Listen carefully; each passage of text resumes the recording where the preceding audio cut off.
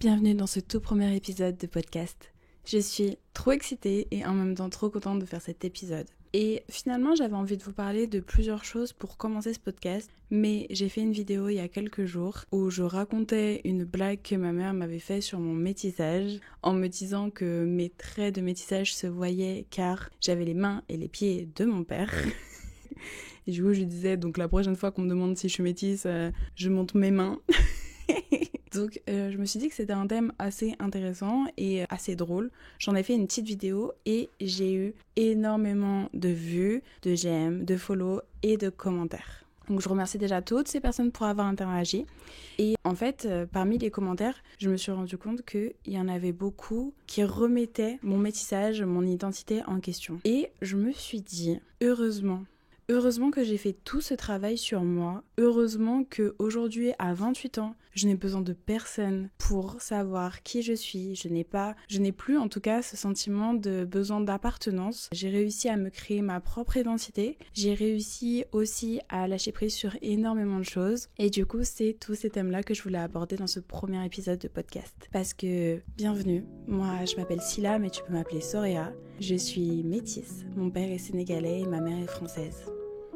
Alors déjà, pour commencer, le métissage, qu'est-ce que c'est ? C'est l'union de deux cultures. Donc en vrai, si tu pars de ce principe-là, une personne allemande et suisse, donc des pays très proches mais des cultures différentes, si une personne du coup a un parent suisse et un parent allemand, cette personne est métisse. Et c'est, je pense, le premier sujet que je voulais éclairer. Un métissage n'est pas une couleur de peau. Le métissage n'est pas la personne à la peau caramel, aux cheveux frisés mais non crépus, aux yeux plutôt clairs. Non, le métissage ce n'est pas ça. C'est une des possibilités car en fait la génétique est tellement merveilleuse et incroyable, la nature est si fantastique que tu ne peux pas prédire à quoi ressemblera ton enfant. Même dans une fratrie, tu peux avoir des enfants très très très différents et c'est ça en fait qui est incroyable. Je trouve vraiment que c'est genre juste fantastique, je sais pas ce que t'en penses, mais de se dire que si tu as plusieurs enfants, chacun de tes enfants va prendre une partie de toi, mais pas la même que l'autre. C'est beau. Je trouve ça trop beau. Mais revenons un peu en arrière. J'ai grandi avec ma famille maternelle, donc ma famille blanche, et je n'ai pas trop connu mon père sénégalais. Ce qui fait que dans ma construction sociale, au début, tout allait bien, parce que je savais que j'avais un père sénégalais, donc j'étais métisse, il y avait aucun doute pour moi là-dessus. À l'école aussi, tout allait bien, mais il y a un moment où, fin primaire, j'ai rencontré une personne, de base je la jalousais de fou. Vraiment, tu sais, elle est arrivée comme une princesse. C'est vraiment la personne magnifique, la peau caramel, les cheveux ondulés, enfin, elle était vraiment magnifique et encore aujourd'hui, cette personne est vraiment très très belle. Et en fait, c'est intéressant parce que directement quand je l'ai vue, j'ai vu une rivale. Il n'y a pas de raison spécifique, je me suis juste dit, waouh, c'est à ça qu'est censée ressembler une vraie métisse. C'est à ça que moi je suis censée ressembler. Et du coup, ça a noué une sorte de jalousie. Alors, je t'arrête très vite, après c'est devenu ma meilleure amie.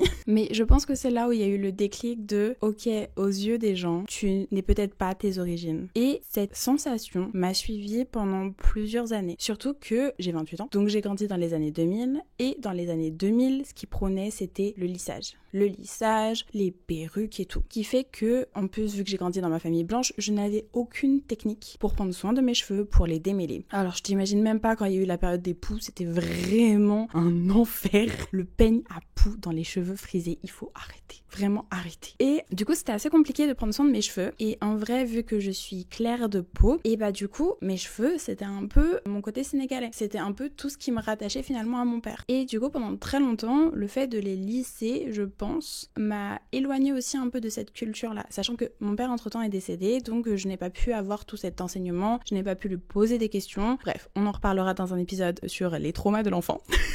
Mais du coup, j'ai beaucoup lissé mes cheveux, mais inconsciemment, je savais que j'étais métisse parce que, par exemple, les figures, en tout cas, que j'allais admirer, ça allait être, par exemple, Rihanna. Tu vois, ça va être des figures de femmes fortes, de femmes black, métissées. En tout cas, une peau qui est censée ressembler à ce que moi, j'imaginais. Alors que, si jamais, genre, je demandais aux gens qui j'étais, ils allaient me dire Katy Perry.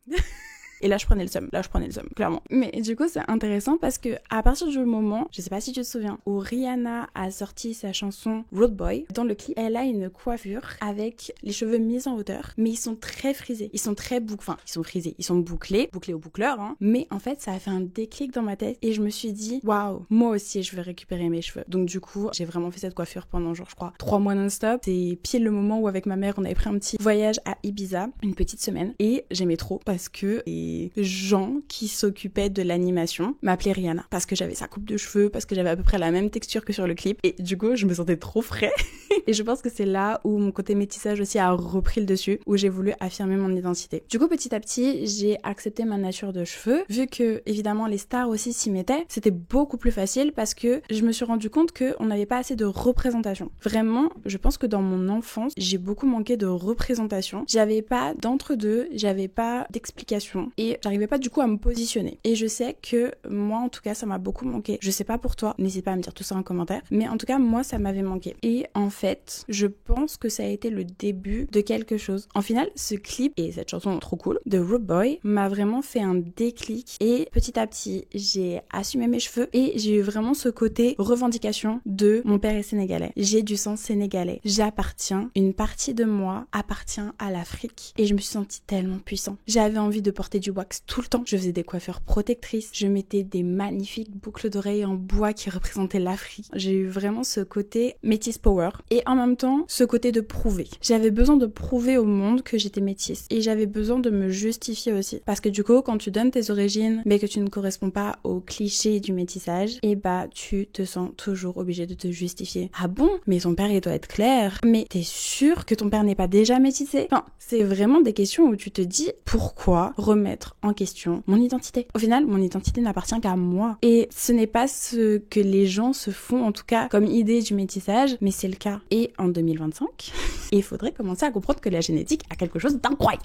Du coup, pour en revenir à ça, j'ai fait énormément de travail sur moi parce qu'au final aussi, la mort de mon père a été quelque chose qui m'a éloignée aussi de cette culture-là. Et donc, j'ai apprivoisé mes cheveux. J'ai fait le cliché de la personne qui a des origines. Je voulais absolument avoir toute la panoplie. Je voulais mettre du wax. Je voulais mettre du vert jaune rose. Je voulais mettre du bois. Je voulais que chaque accessoire que j'avais, peu importe ma tenue, reflétait cette part de moi. J'avais besoin de le crier, de l'exprimer au monde entier. Je suis métisse. Mon père est sénégalais. Et du coup, petit à petit, en prenant confiance en moi, en travaillant sur moi, je me suis rendu compte que je m'enfermais aussi dans quelque chose et que je ne le faisais plus pour moi, mais que je le faisais pour les autres et pour prouver. Donc en faisant énormément de développement personnel, ça m'a énormément appris à me dire que mon identité m'appartient. Ce n'est pas parce que les gens voient quelque chose, ce n'est pas parce que les gens croient quelque chose que c'est la vérité. C'est leur vérité peut-être, mais la mienne est totalement différente et c'est totalement ok. J'ai le droit d'être qui je suis sans avoir à le prouver, sans avoir à le crier, sans avoir à le montrer parce que je n'ai pas besoin de prouver ma valeur, mais je sais qui je suis, je sais ce que je vaux, je sais d'où je viens et ça m'appartient. En fait, à partir du moment où tu comprends que ton identité, c'est entre toi et toi et que ça n'a rien à voir avec le regard des autres, tu te libères. Mais en fait, c'est incroyable. C'est incroyable parce que tu te sens vraiment libre. Tu n'as plus besoin de prouver. Tu n'as plus besoin de forcer un de tes traits ou de te justifier. En fait, tu sais juste que t'es toi. Et c'est magnifique. En vrai, c'est magnifique. Et là, je parle du métissage, mais ça parle aussi de l'identité de genre. Enfin, c'est vraiment, tu peux le prendre dans n'importe quel sujet. Tant que tu sais qui toi tu es réellement, tu n'as pas besoin de le prouver aux autres. On s'en fout des autres. Ce qui compte, c'est ta relation entre toi et toi. Tu t'es incarné toi-même pour vivre ta vie, pour tester, pour expérimenter, pour être toi, pour te rappeler qui tu es. T'es pas venu sur Terre, tu ne t'es pas incarné pour te justifier auprès des autres. Non. Laisse les gens avec leurs doutes, leurs insécurités, leur effet miroir et concentre-toi sur toi. Du coup, on a fait un petit tour d'horizon de ma vie et de comment j'ai vécu mon métissage. Donc, nous voici en 2025 où je décide de devenir créatrice de contenu, de faire du divertissement, de parler aussi de développement personnel, de spiritualité, de toutes ces choses qui font que je suis moi. Et du coup, de raconter cette anecdote sur les réseaux sociaux. Et de base, en fait, les vidéos que je fais, elles sont assez travaillées travailler, je passe beaucoup de temps à faire du montage. Je veux vraiment créer une bulle de good vibes, de bonne ambiance, quelque chose, un espace en fait où tu te sens safe, où tu te sens en mode cocooning, où je te raconte des choses, où toi et moi en fait on réfléchit aussi, je te parle de mes inspirations, bref, je te fais des petites méditations. J'essaye de vraiment créer un coin où moi je me sens bien, mais avec des énergies très variées et des ambiances très variées. Et donc je fais cette vidéo parce que ma maman m'a beaucoup fait rire ce jour-là, et comme d'hab je la poste, et en fait sur les réseaux je suis vraiment bloquée à 200-300 vues, et d'un coup avec cette vidéo ma visibilité augmente et elle passe de 300 à 1200, et en fait ça ne fait qu'augmenter, et je me dis waouh, ça y est, il y a un cap qui est passé, tu vois, j'ai réussi à franchir cette barre des 300, et là encore au moment où je te parle ça fait 3 jours et la vidéo continue d'augmenter. Du coup j'ai eu pas mal de commentaires, j'ai eu énormément de témoignages de personnes qui me parlaient justement de leurs enfants, comment ils étaient physiquement, de comment eux ils se sentaient, de leur métissage, de ce que ça donnait en tout cas physiquement, de à quel point la génétique était variée, à quel point c'était incroyable. Donc j'ai eu vraiment des commentaires genre trop mignons, aussi des commentaires qui me disaient que j'étais très jolie. Ça gonfle l'ego, ça fait du bien. Et j'ai eu aussi d'autres commentaires, des commentaires tout bêtes où ça va me dire mouais. Comment ça mouais? Ou bof, ou j'y crois pas. Non mais en fait visuellement t'es blanche. Enfin, nous, on te voit comme une blanche, donc t'es blanche. Ta maman, elle a pas fauté. Non, mais ta mère, elle a dû le tromper. Et donc, au début, je prends ça comme de la rigolade. Hein. Je réponds à tous les commentaires parce que j'aime bien répondre aux commentaires, parce que ça crée un lien aussi. Enfin, vous êtes des personnes, vous n'êtes pas juste un chiffre. Et en fait, donc, c'est des commentaires. Quand je te dis beaucoup de commentaires, c'est que je crois qu'il y avait à peu près genre 300 commentaires à répondre, parce que je réponds chaque jour. Et je me dis, avec du recul, heureusement que j'ai fait tout ce travail sur moi. Heureusement qu'aujourd'hui, en 2025, mon identité dépend de moi, de comment je me sens, et pas du regard des autres. Parce que avec tous les commentaires que j'ai, avec toutes les personnes qui me donnent leur vision de leur réalité, leur vision du métissage, qui me disent que c'est pas possible, qu'il y a une histoire de domination, avec toutes ces choses-là, je me dis, mais la personne que j'étais il y a 10 ans, il y a 20 ans, mais elle serait dans un état de souffrance. La personne que j'étais qui cherchait un sentiment d'appartenance serait dévastée. Vraiment. Parce que il y a des commentaires, moi je les prends à la rigolade. Je les prends à la rigolade parce que je sais qui je suis et tout. Mais il y a des personnes qui me défendent sous ces commentaires. Il y a des personnes qui disent, mais tu te rends compte de la violence de tes propos? Et en fait, cette personne, elle a raison. Tu ne peux pas imposer ta vérité à des gens. Alors je comprends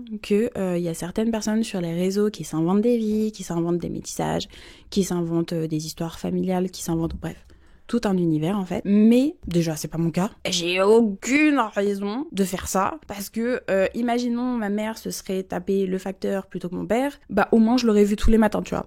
En vrai, ça m'aurait évité aussi tout ce truc de je ne sais pas d'où je viens, à quel milieu j'appartiens, bref, ça m'aurait évité aussi beaucoup de questions d'identité. Donc aucun intérêt, vraiment. Mais je comprends qu'on est dans un monde où les fun facts ont le buzz, où on a besoin de tout le temps montrer plus, faire plus, trouver la chose qui va choquer. Mais c'est pas du tout comme ça en fait que je l'avais imaginé. En fait, je l'ai pas du tout pensé comme ça. Je l'ai pas partagé parce que je me suis dit waouh, c'est vrai que je suis métisse mais je suis claire, donc ça va faire du buzz.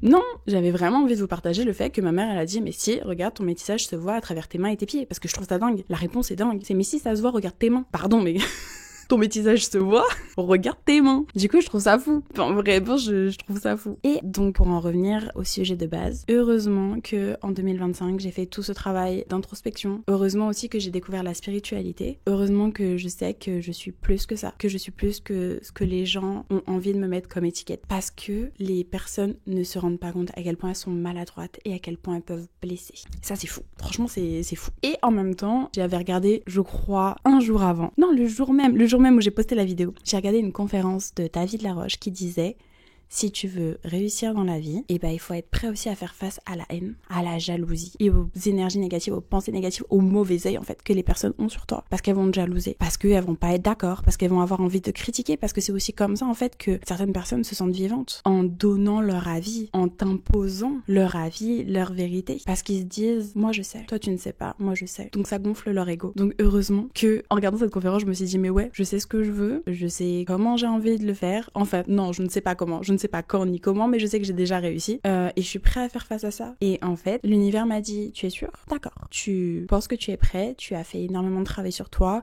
plus le temps passe et plus ce que tu as envie s'affine. D'accord. Et bah allons-y. Je te donne ce que tu attends depuis plusieurs mois, je te donne ce que tu espères et puis on verra. On verra comment tu te débrouilles avec ce cadeau que je te donne. Et j'espère que je me débrouille bien. En tout cas, moi je trouve que je me débrouille bien. Franchement, prise de recul, lâcher prise. Je réponds aux commentaires, j'essaye d'être souriant, j'essaye même, tu vois, de répondre aux commentaires qui peuvent être un peu blessants, j'essaye de répondre de manière drôle et avec beaucoup d'amour. Parce qu'il y a énormément de témoignages qui sont trop mignons, il y a des personnes qui me disent oui, moi, juste après la naissance de mon enfant, on m'a demandé si j'étais la nounou ou la mère, juste pour une couleur de peau. Juste pour une couleur de peau. En 2025, on te demande encore si tu es le parent par rapport à la couleur de peau. C'est pas possible. Non mais c'est pas possible, attendez, je me rapproche. C'est pas possible, on est d'accord. C'est pas possible. En 2025, enfin, encore dans les années 2000, 2015, je peux comprendre qu'il y a un peu d'ignorance. Mais en 2025, voyons. En tout cas, je crois que c'est la fin de ce premier épisode. Je vous remercie en tout cas toutes les personnes qui ont été là, toutes les personnes qui ont aimé. Je te dis bienvenue à toi dans cet épisode de podcast, mon premier épisode. Apparemment, Haru aussi te passe le bonjour parce que évidemment sur l'épisode tu ne le vois pas, mais sur la vidéo YouTube, tu le vois.